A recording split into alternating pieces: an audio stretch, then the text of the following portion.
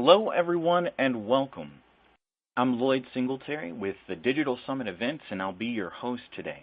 Thank you for joining us for the Digital Summit seminar featuring Act On software. We have a great presentation for you today. Before we get started, I have a few quick tips. To get the best viewing experience, use a hardwired connection and close any applications that might be using a lot of bandwidth, such as your email. If you want to increase the size of the slides, click the box in the upper right-hand corner of the slides. Before you leave us today, be sure to click on the survey on the right and let us know what you think of today's webinar. Now, I have the pleasure of introducing today's speaker. Today, Adam Mertz's theme is Inbound and Outbound, creating a dual-powered adaptive journey. Adam leads Act On's product marketing team and has more than 20 years' experience as a product and marketing leader. His expertise includes leading customer marketing and field marketing teams, as well as product marketing. Adam is an expert in B2B marketing strategies that range from the brand side to the demand and expand parts of the customer journey. Don't forget to submit your questions to Adam in the Q&A box on your screen, and we'll get to as many as possible at the end of the presentation. Adam, I'll turn it over to you. Great. Thanks, Lloyd. Thanks for the introduction, and hello to everyone who's joining us today. I know it's always hard to take an hour out of your busy schedule, but I appreciate you joining today's conversation on inbound and outbound marketing strategies. And we're going to be taking a look really at how we can effectively be integrating. Hold on one moment. Apparently, just want to make sure that I am, for some reason at this moment, not able to move the slide, but now I am. There we go. Okay. So it's important to get to the agenda slide so you guys know what we're going to be chatting about. So we're going to be talking about, effective inbound and outbound strategies, how to put them into your marketing plan. And I have to say, this is one of my favorite topics because in the conversations that I have with marketers across the board, I'm always getting asked which is the most critical for success. Is it inbound or is it outbound? And of course, there's lots of variables that impact the answer. And so we're going to begin today, as you can see here on the agenda, by first making sure we're just all on the same page when it comes to the general definitions of each, of inbound and outbound. And then I'm going to highlight some of the characteristics and the tactics of each and where marketers in general are focusing their efforts today. Then I'm going to spend a bit of time talking about the fundamental shifts in buying habits that have really had an impact on inbound and outbound strategies that over the past few years. And then I'm going to spend actually the majority of time diving into some of the strategies and the best practices for maximizing your success in this new world order, which is going to include a framework for how you can evaluate and measure the success of your efforts. So let's just jump into it here. Inbound and outbound. We'll start on the inbound side. About maybe 10 years ago, buyers realized they could choose their own journey, right, when it came to researching, discovering new products that they were interested in. So rather than relying on probably many of you who are on the phone and your company to provide them information, your buyers turned to the internet and they were doing all their own research. And so essentially, inbound, at the end of the day, that's pull marketing. You're using a number of tactics there, whether it be social media, SEO, PPC, blogging, things like that, and you're trying to get some great content to pull the attention of your prospects to your brand.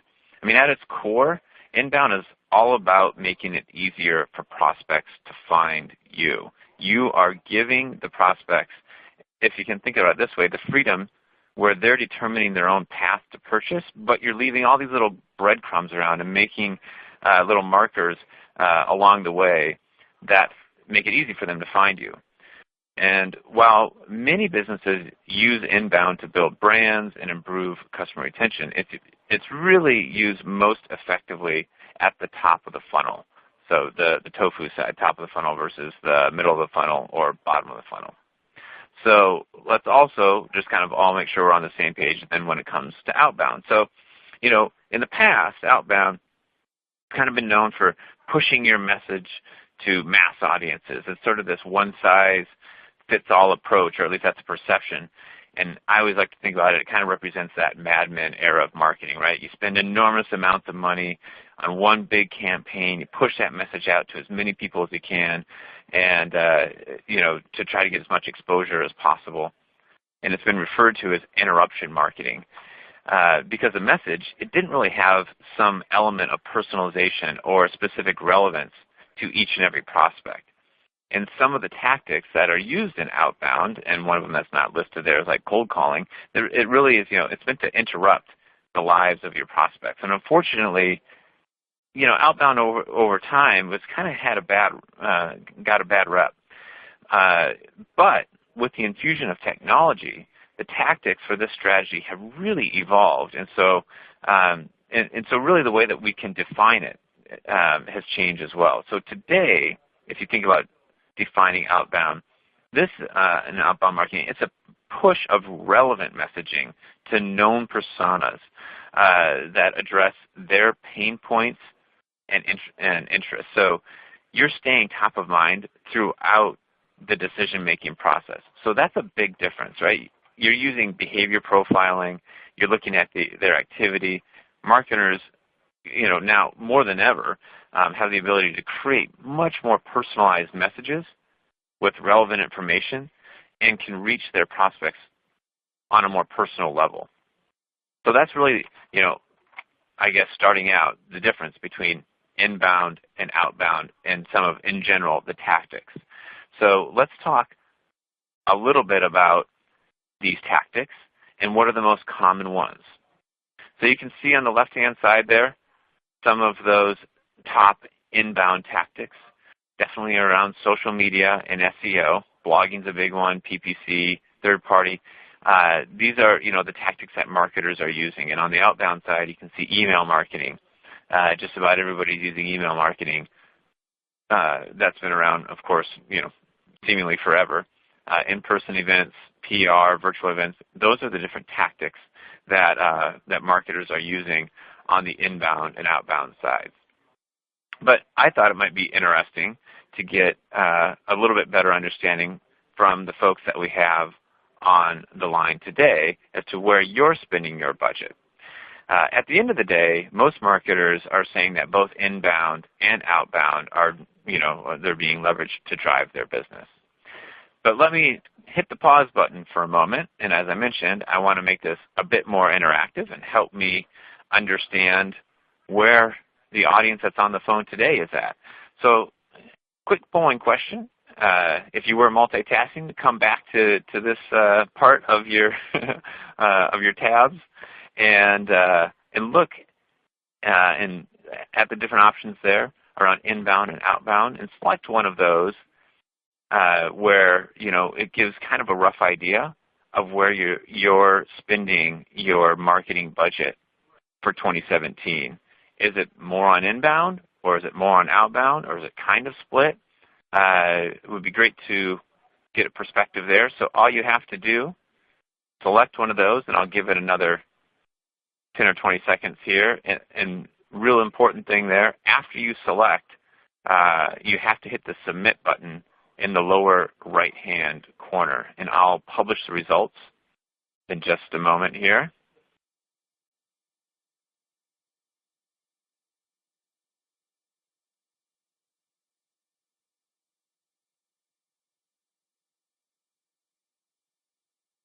All right, so has everybody had a chance to select? Let's take a look at the results. So as you can see here, it looks like there's the largest percentage of people that are on the call today are spending the majority of their budget, 25% of you, on outbound. But there is a fair number that it is getting to the even mark, where there's a 60-40, 18, almost 19%. And then about 20%, it is kind of a 50-50 split. And then there is a few that are actually a pretty decent amount, so it is relatively split here. if you look at it, adding it up, about 38% are spending the majority on outbound, and about 28% are spending the majority on inbound. So as you can see, there's a lot of variables, and it might make sense for different businesses to focus on different spend and different paths. So let me highlight now the survey that Demand Metric Research did when they asked that question around the percentage of budget allocation. Now, this was probably about 8 months ago, so it's always constantly going to be updated and changing. But this is what they found, that roughly, as you can see here, 48% of the budget was allocated for outbound versus 44% on average was allocated for inbound. So kind of what we saw here, I think it's pretty similar in terms of there's spend on both.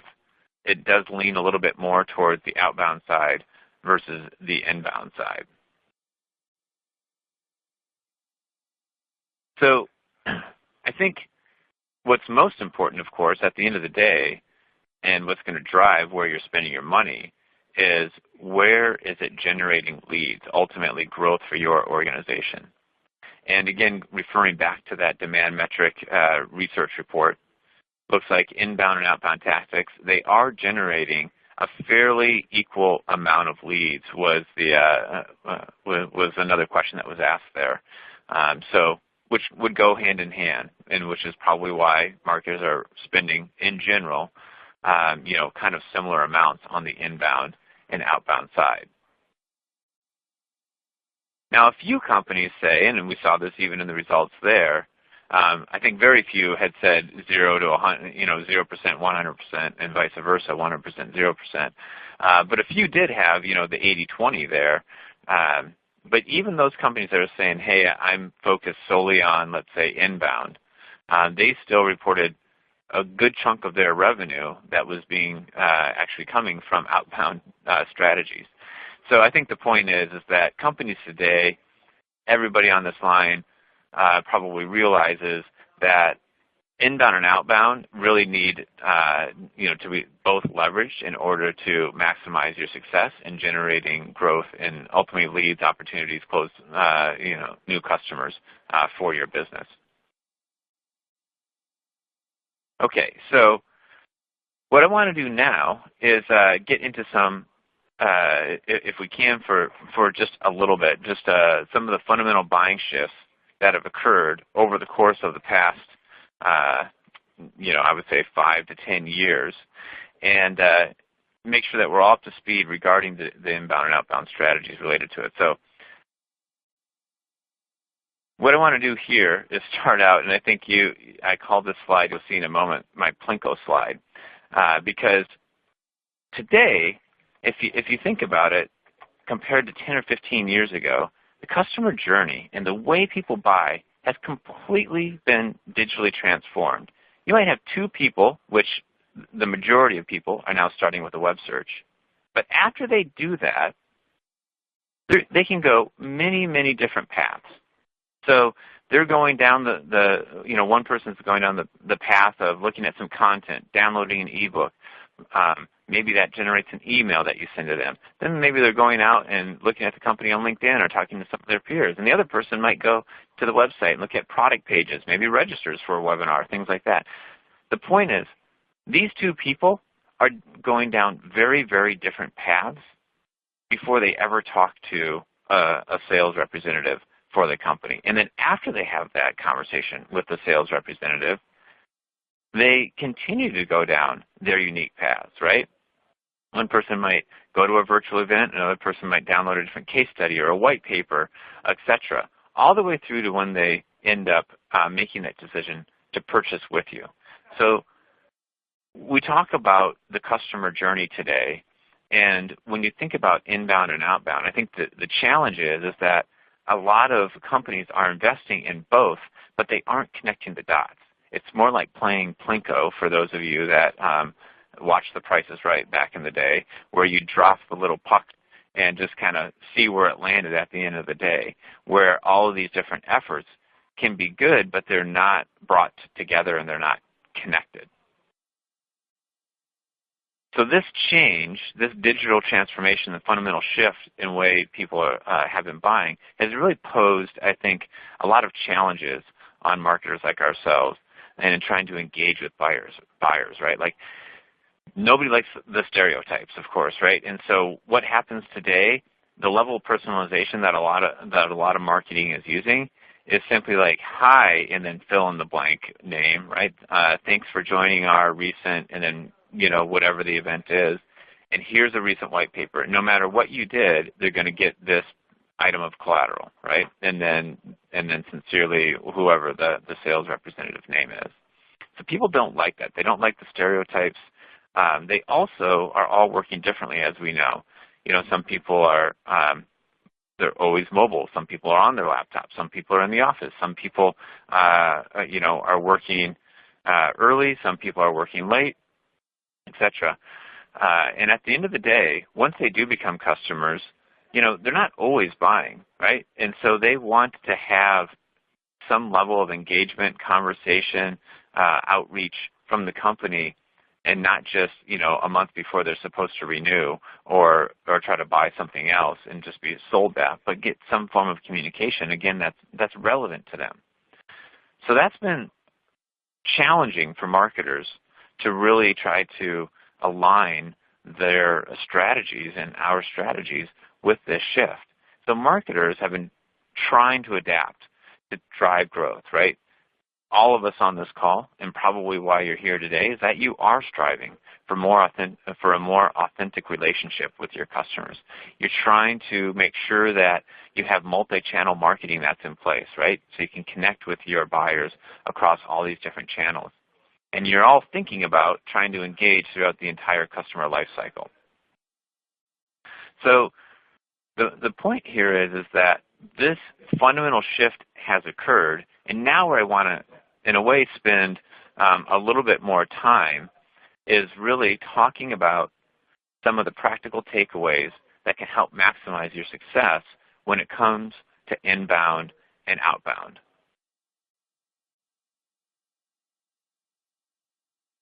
So first of all, if you think about it, inbound and outbound, at the core, companies really need to leverage tools and tactics that translate to better adapting at each and every customer's unique buying journey. So we've all heard the right message, the right time, through the right channel.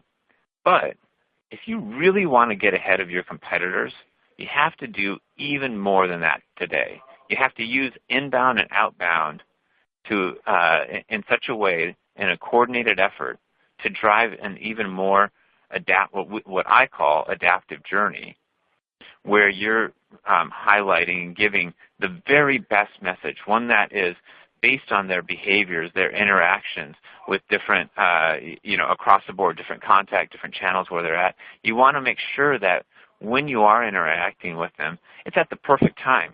So it's not just, following, let's say, the general rule that you heard that Tuesdays at 9 a.m. is the right time to send an email. But maybe some people work late at night. I know myself. I have a couple of kids, and when my kids go down to bed at night, I kind of hop back on and I do some work. And sometimes that's the time when I'm most receptive, between kind of that 9 and 11 o'clock time frame at night. So thinking about it and trying to, in a way, get the very best message, get it to your target audience at the perfect time, and of course doing it through the ideal channel, right? Appearing, in the customer's most preferred place. So I have some tips to help you drive more conversions and more growth in your business. I'm going to walk through these in a little bit of detail here over the course of the next 10 or 15 minutes that are going to help, in my mind, and I've seen them help many marketers' efforts drive more success when it comes to integrating your inbound and outbound strategies. So I'm going to walk through these here, but just to kind of give the quick overview and where I'll start, it's all about defining your key focus areas and tracking, once you define those, tracking your key metrics across those areas and across the buyer's journey. So we'll talk more about that in just a moment. And then the next two kind of go together, right? You have to develop a cohesive messaging strategy, which really means planning your content. And after you do that, after you've defined your focus areas, you've got your metrics, and you've got a strategy, and we'll talk about how we can, and again, getting into some more detail around how we can plan content. Then at the end of the day, marketers need to be very mindful that although it's not all about technology and that, because it's really a lot about the strategy, those first few, but you need to ultimately be leveraging a marketing engine that can learn for you. And I'll give you more specificity around that a bit later as well. And then the fifth tip that I'll dive more into in a bit is my concept of not to play Plinko, but instead work on connecting all those different dots that are, along all those different journeys that buyers are taking, those personalized journeys and making buying decisions. Okay, so let's talk about defining key goals.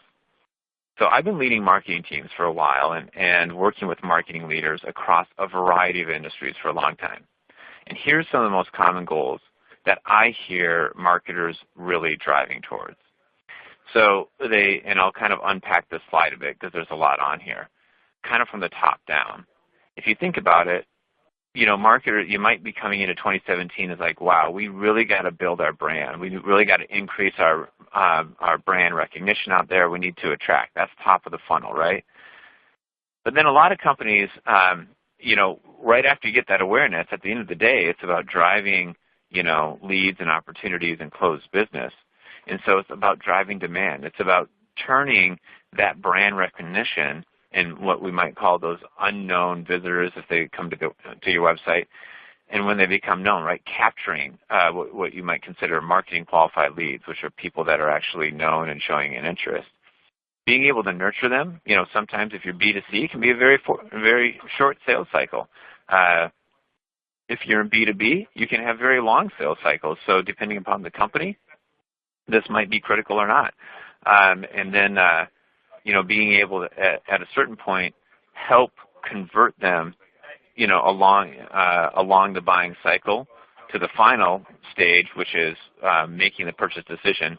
And then at the end of the day, once they become a customer, being able to expand that relationship, capitalize on upsells and look at cross-sell opportunities and so forth. And so kind of those areas, those kind of three areas under each of the attract, capture, nurture, convert, expand, are some of the more specific examples that I have found when working with marketers that they are really have top of mind. So it might be, hey, I'm really thinking about the demand side, and specifically, I'm thinking about how I can better nurture our prospects in the buying cycle. And so that element of educating, engaging, and building trust with prospects, that's a key area for me. Or, having more focused and targeted marketing efforts. Maybe it's focused on specific industries or specific accounts, etc. So that kind of gets into, the conversations that a lot of times I'll have with marketers. But at the end of the day, the thing that I also highlight and underscore at the very bottom of this slide is the reporting and analytics. And that is, of course, the big challenge that marketers, I think, have had for quite a while. Ultimately, is just being able to provide visibility and insight that really translates the efforts and the activities that are going on to how it's impacting the bottom line goals. So that can actually, many times, is a key area of focus that marketers want, because they feel like I can drive more growth if I just have better knowledge around what is really working and how all these different pieces, for instance, like if you have a multi-touch sort of attribution model, how is that all playing together, and having the right sort of reporting and analytics that go along with it. So that was, I'm going to jump into more detail about, because this is really getting into defining where you want to focus, okay? And then we're going to talk in a moment about some of the measurements that you might be thinking about related to these different areas, But again, just to kind of give me a little bit more insight about the audience and where your mind is at, I'd love to get a better understanding of which area for you is most critical in driving your company's growth in 2017. So you saw those 5 areas, the attract, capture, nurture, convert, and expand. And some marketers say, you know what, all of the above. I probably should have put reporting and analytics as, I think I missed that one as for one of my polling questions. I think we'll just say that I'm sure that's probably important for everybody here. So, and we're going to talk about some of the reporting and analytics parts in just a moment. But take a moment and select which one, if you had to pick one of those, which one for you do you think is most critical to help drive your company's growth over the course of 2017? We have just another few seconds for you to select your option, and then don't forget to hit the submit button. And I'll flip over in just a moment, and we'll take a look at the results. All right, so everybody's locked. Let me flip over here. And so it looks like, you know, there's on the inbound side or the top of the funnel side, there's a you know, healthy group that's like, hey, that's a big area, 17%. And then the 3 that are under demand, capture, nurture, and convert, that takes a pretty healthy percentage there. If my on-the-fly math is correct, that's in the 54% sort of range, so or 53%, somewhere around there. I think that's about right. And so, you know, as always, that demand side really is a key area that marketers really have top of mind. And then, you know, marketers a lot of times aren't thinking about the expand side, but that is an area, you know, that I think a lot of companies fail to recognize could be great opportunities for growth, where you're looking at cross-sell and upsell opportunities with your existing customer base. But at the end of the day, there's a pretty big group that's on this call that said, hey, you know what, all of that is important. And I get it. So let's talk about all of that. So, you know, when you're looking at the brand side, which is really, you know, focus on what I had there, some of the 3 main challenges of increasing your brand recognition, try to drive engagement across more channels, and improving your perception as a trusted advisor. I have, and by the way, I have a workbook, if you will, that I'm happy to send out. I can email it out, and I'll give you my email address in a little bit, that walks through this in more detail. That you can just use internally for assessing your efforts, and I'll talk more about that in just a few minutes. But at the end of the day, if you look at those challenges, you might want to be thinking about, okay, let's agree on our, you know, KPIs around this area. So you might want to really focus on website traffic. You might want to really focus on social engagement. And when you focus on social engagement, and I spent many years in this space actually, social marketing and kind of that world, looking at, you know, you can look at a number of different ways on the social side. Number of views, number of click-throughs, that's good. Just kind of like, you know, the email way, right? It's just like how many people are actually engaging with you. And so you have your current state of X versus your goal state of Y. And similarly, if you're looking at improving your perception as a trusted advisor, you can start to think about it as like, how many people are actually, in some way, shape, or form, engaged with us on the social web, right? How many followers and fans do we have on Facebook today, or Twitter, or LinkedIn, wherever your key area that you want to focus is? And where do we want to be by the end of whatever 2017? These are some of the goals that you can try to highlight, document, and start you know, tracking and moving towards.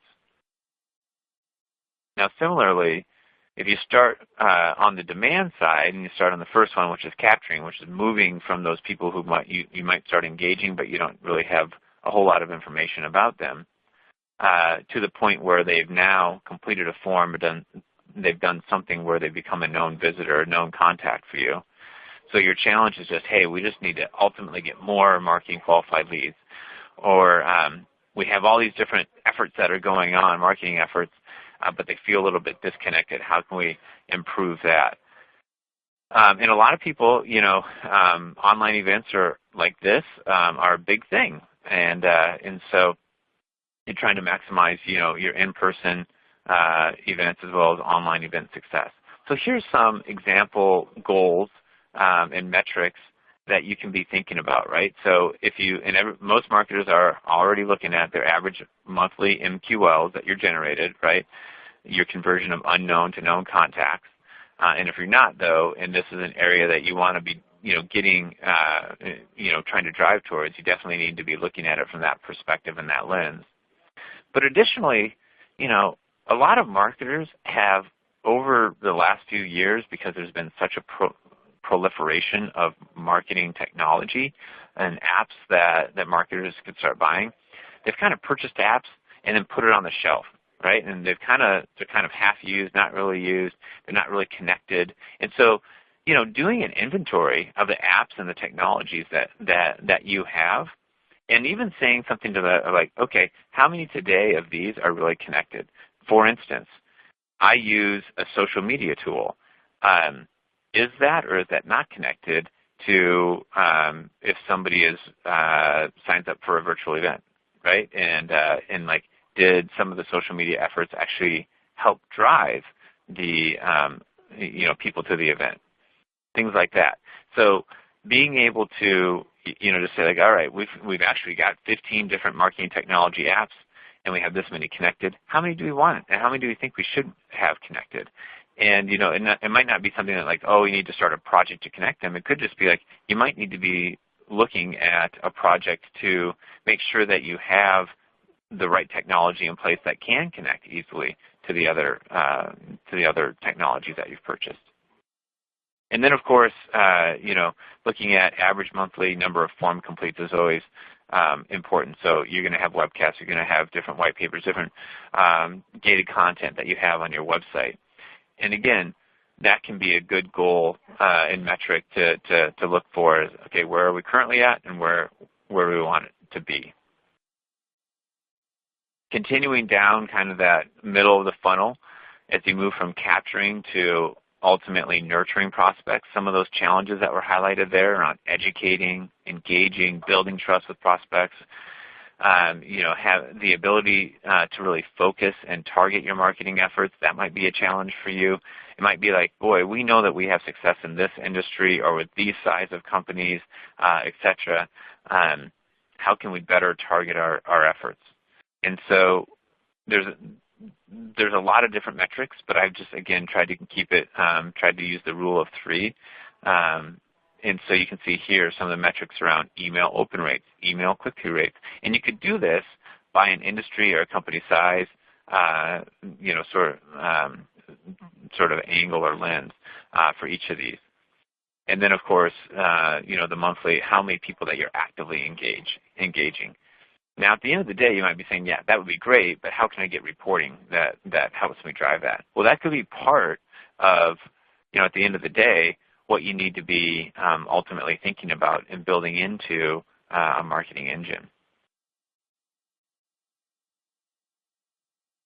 So the last part of demand, though, that I'll highlight is, at the end of the day, you need to get people to a salesperson, especially if you're, of course, in B2B, and they're not just making a website purchase, to help close that business. And you need to help make that salesperson as effective have as effective conversation as possible. You need to make sure that they have a seamless handoff of the leads. You need to make sure that they have the right conversations with the right people, that they feel empowered, meaning that they feel like they have the right content, they have the right sort of templates, like they know what to email, it goes out, it's great. And so a couple of goals there could be around different opportunities that you're creating monthly, and of course the win rates. And you can look at that again, stripe it by industry or company size, etc. So those are some of the goals on the brand and demand side. And similarly, if you look at the expand portion and some of the challenges there, you can be thinking about, and for some marketing teams, the welcoming and the onboarding, marketing doesn't think, that's not really marketing. That's really our customer success or our support team. But I think marketers can and should be thinking about how they can make that onboarding experience as pleasant as possible. That is a marketing opportunity. That is really their first view into the company as a customer. And so, marketing, in my opinion, should be very involved in that. Of course, I'm probably slightly biased since I've led customer marketing in a past life, but I feel very passionate that marketing can have a very direct impact right out of the gate with new customers. And then, of course, ongoing, a lot of companies neglect to think about how they can capitalize on upsell and cross-sell opportunities. Of course, many marketers are thinking about how they can increase loyalty and retention rates, but there's a couple of metrics as well. You could look at average additional customer revenue generated 1 year post-purchase, where you're at today versus where you want to be at.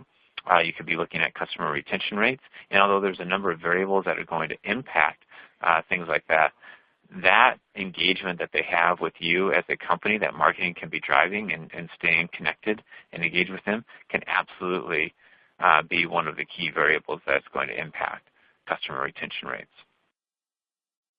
So like I said, I actually have a detailed version of this scorecard template, if you will.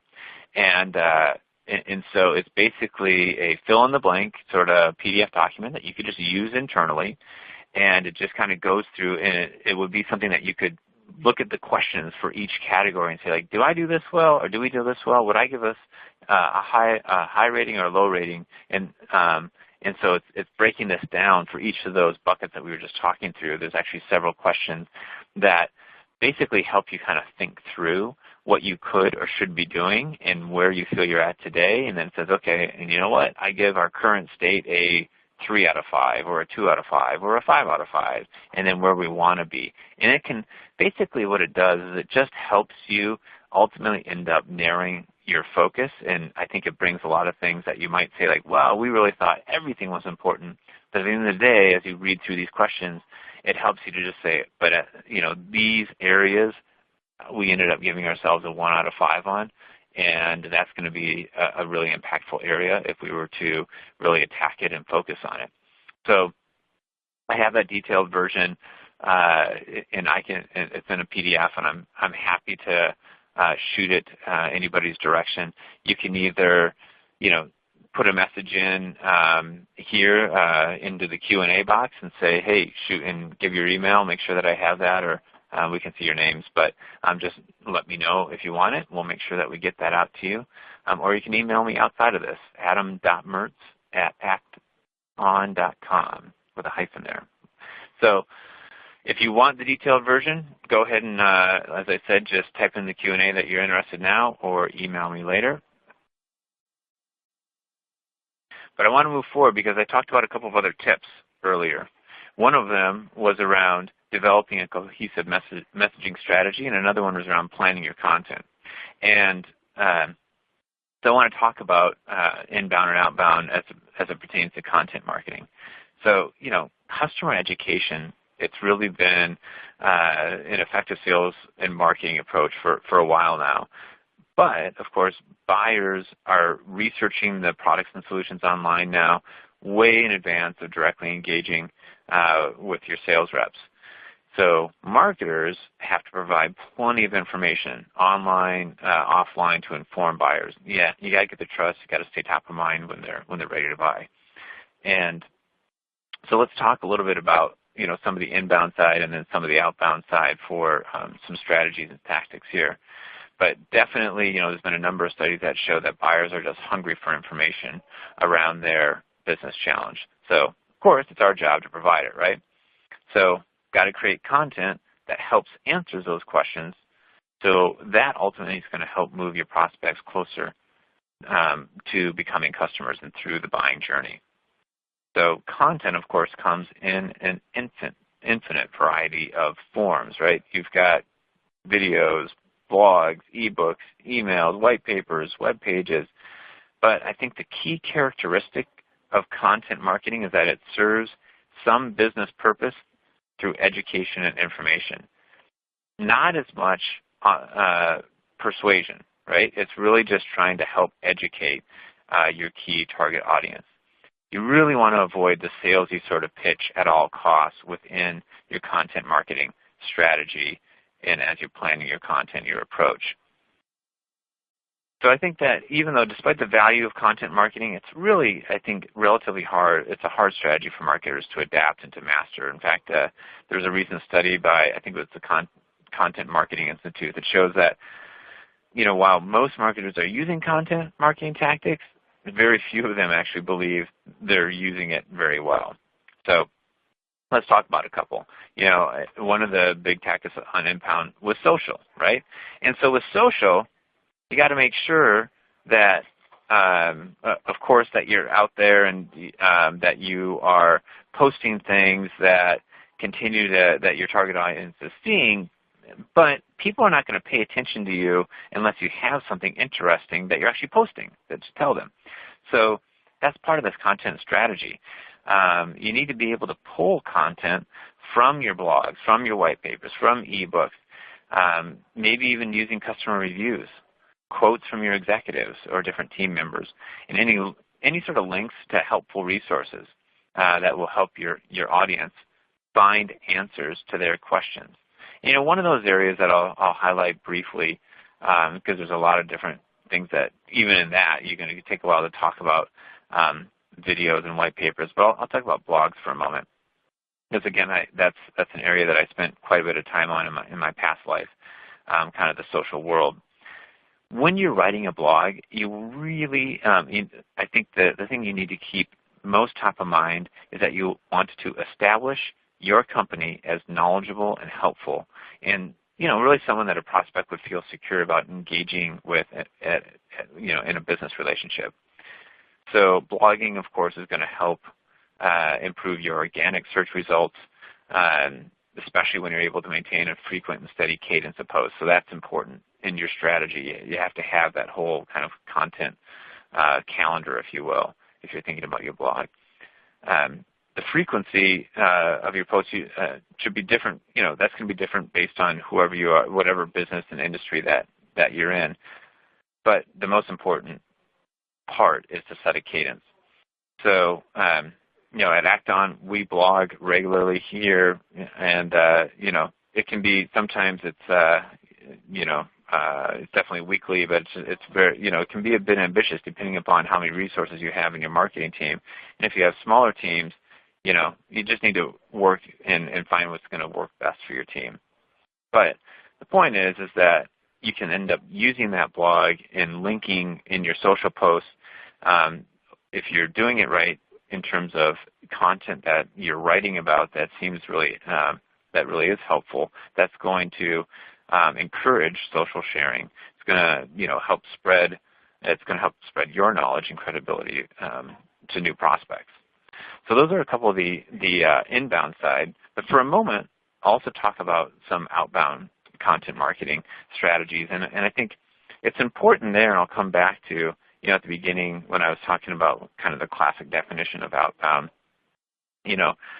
Another thing that for a long time that kind of gave outbound a bad rap was that because I'm sure everybody on this phone has been inundated with just receiving lots of emails. There's nothing more frustrating than receiving an email that really doesn't apply with you. It just kind of clogs your inbox, takes up precious seconds of your day, and even having to hit delete. And it becomes a completely different story though if you're sending information out that your prospects are really finding relevant, that is really that they think that, wow, this is really timely. This is related to something that I'm interested in at the moment. So for instance, if you go out and you download a white paper on a website and receive an email from the organization and it's thanking you for downloading that, and then it suggests maybe another piece or two of content that relates to what you just downloaded, you're probably going to be much more likely to view that additional content. So that's, you have to be mindful when you're thinking about your content strategy to really put this whole kind of content plan, content calendar in place that you can leverage both as you, whether it be across the social media, kind of sphere, as well as with your outbound. You think about and what I mentioned there is like having a behavior-triggered email, right? So, when people start engaging with you, you need to make sure that you have content that relates to whatever it is that they're engaging with you that you can then, follow up, because that's going to improve your credibility with them. I mean, at the end of the day, marketers really need to, and this was kind of the fourth tip that I was saying, figure out a way how to best adapt to all these different customer journeys. And what that ends up translating to, in my opinion, is that marketers need to leverage an engine, a marketing engine, that learns for you, because there's just too many behaviors that are going on to be able to do this manually. It's too challenging. And so you need, every time that somebody interacts with your brand, you need to not only track it and score it and measure it and connect all those dots, but you also need to make sure that you're learning. And by that I mean, like, if you have an engine that can do all of that but doesn't learn, then it's not as helpful as one that can take all that information, kind of synthesize it, and provide, moving forward, more recommendations almost automatically. This is what's kind of known as that predictive sort of marketing and taking in lots of data. So marketers really need an engine that can help support that end goal of being able to take all that data in and then learn. That's also how marketers are going to, at the end of the day, best solve the challenge of all these different journeys, is having the system better understand what people are doing and people that are like that person have done and who have converted, and providing relevant content or timely information to those people. So there's definitely a key element here on the technology side, after you look at what your metrics are, after you look at what content you're going to have, that you have an engine that can help support this, because you just can't do it manually. Let me give you one common scenario or example here. This might really, I think, hit home for many of you. Why? Because everybody, or most companies today, are sending out emails. And you might say, when should I send the email? So somebody said to me, or I learned somewhere from Marketing Sherpa or somewhere, that every Tuesday at 9 is the right one. But wait a second, I need to make sure that it is 9 o'clock in their time zone. But is that truly the best time? And so then you say, well, let me go look back at some of my old campaigns that I've done. And actually, the one that we did that one time that was on Thursday afternoon was actually the best. Then you do a little bit more reading online. You maybe ping a few people in your network. And then what most marketers do is they do a little guesswork, right? Well, should I apply this for everybody? Should I try this? And maybe you do a little A/B testing, and then you go forward. So the challenge there is that that's very manual. It's very time-consuming. But there's a lot of benefits if you have an engine that is already learning and taking all that information, and then being able to turn around in real time and automatically continuously learn to eliminate that guesswork and say, nope, this is the very best time. So let me just give you an example here. We call this adaptive sending here at Outbound, but just to kind of give you an idea, the concept of what an engine can and should be doing for you. So you could say, like, okay, I need, there's Ben and Beth again, and Ben's a morning person and Beth's an afternoon person. And so they've engaged with us in the past, and our system has been able to track that. And it knows that. And now I'm sending out this email campaign that both Ben and Beth are in the segment, this list of people that we're going to be sending it out to. And instead of saying send at 9 or send at this time, you could say send when the system has predicted that they will engage. And if not, if we don't have the data, then just send everybody at 9 or whatever. But the point is that if you can, get that message there that matches the time when they're most often engaging with you, you're going to have higher conversion rates. So whatever content that you're going to, and the content strategy you put in place, which is of course critical, you're going to improve and maximize your chance for success. And this is just one example of sending it at the absolute perfect time. So that's what I was referring to earlier when I say, we've all heard it, best message, right time, but really at that perfect time, that's going to maximize, your chance for success. The analogy might be even to like a Google page. It's great if you're, in the top 20 results. That's better than being, in the top 10,000. And you're instead of 8,500, you're number 20. But the difference between number 20 and number 4 is huge, right? Because if you're not on the kind of the top fold front page, very few people go to that second page of results. And that's kind of similar for things like this. So the more granular that your engine can help make and targeted your marketing efforts, you can really see dramatic improvements in conversion rates. So my last tip, to go back to that Plinko slide, is to not play Plinko, is to think about all these different, even though it's a great game, and I love Price is Right, so no offense to the Price is Right, but when it comes to marketing, you want to make sure that all these different journeys that people are going on and the paths that they're going on, that you have it dialed in as to what content should come next, and making sure that your engine is tracking all of that behavior, so it can help you and help the salesperson to stay better engaged with those buyers all along their buying journey. So with that is my, I think, overview. I think that was my last slide. So I know that there's been some questions that have come in. But if you do have a few questions, we do have, I think, 4 or 5 minutes here to answer them. So I'm just now looking at the Q&A box. So we give me just 30 seconds to, oh yeah, go for it. That came in, Adam.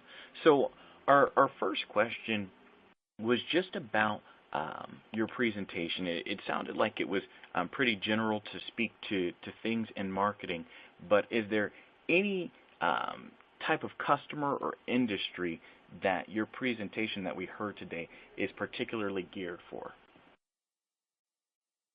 In terms of, I think that in general it's probably a little bit more geared towards the B2B company. It's not really a particular industry, but I think that, there's a lot of, there's just so many different dynamics and differences between the B2C and the B2B that, I think inbound and outbound for either is really critical. But I think, the B2B side typically has a bit trickier process and kind of the nurturing and kind of lengthier sales cycles and figuring and helping to engage multiple buyers many times within the process.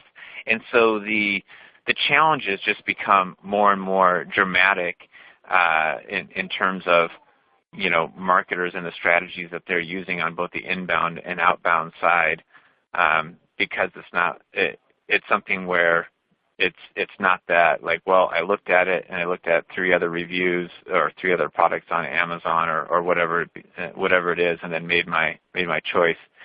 It's something that you have to really think about, and so it is a little bit more B2B centric, I think, in many of the examples that I were using. Or if it is B2C, those that have a bit more extended buying cycles, right? Like maybe a car or something like that versus a pair of shoes. Okay, all right. Thank you so much for that. And we've gotten multiple questions about how they can get a copy of the slide deck that you've used today. And actually, for all the participants, there is a little green icon at the bottom of your screens that says Resource List. If you hover over it, you can just click that button and you can download a PDF version of the slide deck that Adam used today. We also have another question. Natalia says, I must have missed it. What's the name of this tool to perform adaptive time sending? Oh, right. So when I was reviewing this, at the end of the day, my company is Acton, and we provide a software and a marketing engine platform. And again, the whole conversation that we're having today in general is about inbound and outbound. So a lot of it is around the strategies, the tactics, the approaches. But as I mentioned in those tips, it's really about a marketing engine that can help support those as best as possible. So in that example, of course, because I work for Act-On, I did use one screenshot from our product today. So the product that you saw in the platform there is Act-On Software's marketing automation platform. So for those that were, I did see that a couple of questions there that came in.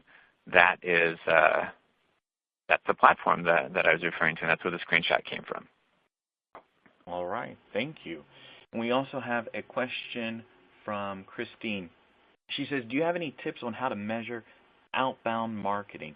Inbound can give concrete numbers, and it's hard to persuade internal leadership to try an event, etc. Yeah, I think that it boils down to, for the analytics and the reporting side, being able to say, okay, we spent this amount of, because that's true, you spend $10,000, and did that really, drive either new MQLs, marketing qualified leads, or new opportunities? Because a lot of times for that outbound, as you're saying, Christine, it's maybe something that helped influence a conversation and not maybe directly impact it. And that's where what's important to maybe think about putting in place that can help you persuade internal leadership to maybe go to an event is to put in place what's called multi-touch attribution reporting, and being able to understand the different components that are actually driving either opportunities or impacting and influencing the deals as they're going as they're kind of going through that buying cycle. So the multi-touch attribution reporting is an area, again, and this gets back to kind of the analytics side, that at the end of the day, that can support you having a more quantifiable argument to be able to say, okay, these are, we did these 10 activities, 4 of them were inbound and 6 of them were outbound, and the people that turned into opportunities of these 100, 40 of them were participated in some way in this event that we found at this event. So it might not be where it's, and that's the difference between having a single touch attribution model, and that's a lot of times what the challenge is. If you have reporting that focuses on single touch, they go to the event, but maybe before the event, they went to your website. So then they kind of get known as, well, the website drove that lead. Well, maybe they went to the website because they went to the event, and maybe before or after you even entered there, you talked to them at the booth or whatever, before you got back and entered it into the system, that person already gone to your website. And so now they've done something, and now that kind of gets credit, if you will. So I think multi-touch attribution reporting is something that would be good, that could help you kind of have that sort of more quantifiable argument. And that's another thing that, relates to that marketing engine, and a lot of the marketing engines out there, that I want to tie your question into one of the biggest challenges that marketers have, which goes back to connecting all the different marketing technologies. If they are disconnected, and your reporting ultimately then is disconnected, then you're going to have a very hard time showing anybody, and trying to persuade anybody to go to a particular event. But if you have connected systems, and then you can say, like, yeah, we had, this is how many that end up interacting with us here, and this is how many engage there, that, ends up being a pretty important thing. So if you're doing that scorecard, that would be like, you know what, that's actually your question around more persuasion might lead to, we need to have better connected systems, because right now I've got, let's say, somebody on social who says, we're getting millions and millions of, whatever, retweets or followers or links or whatever it is. And so that looks really great, and that's, like you're saying, quantifiable numbers, and then you don't have that, and you don't also have, let's say, how many of those are actually turning into qualified leads or opportunities, right? And which are the metrics that really drive the business. So the more that you can connect these different systems that you have, the better chances that are that you're going to, it's not really just about persuading people, it's about like doing the right thing that's going to drive and maximize your growth. So kind of a long-winded answer, but hopefully that helped. No, thank you very much. It was really valuable, but we are just past the hour now. Is there anything else you'd like to add before we conclude? Well, the only thing that I would like to say is there's been a number of people, Rosalind, Brad, Judith, Anna, Christine, Bonnie, Paul, and many others who did put in the chat that you would like the detailed scorecard. So I will make sure to follow up with each and every one of you and shoot it over. Again, I lead the product marketing side here at the company, and I'm always thinking about how we can help our platform best connect to the challenges that marketers have. So I've appreciated this conversation today and look forward to, always having conversations with people in the industry and learning more about, the challenges that you have and how you're focused to maximize your success. So with that, I think that I'm good, Lloyd.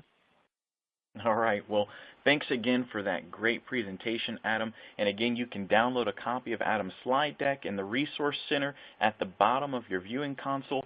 But before you leave us today, be sure to click on the survey on the right and let us know what you think of today's seminar. Thanks again, and we'll see you next time. This concludes today's Digital Summit seminar. Thanks so much.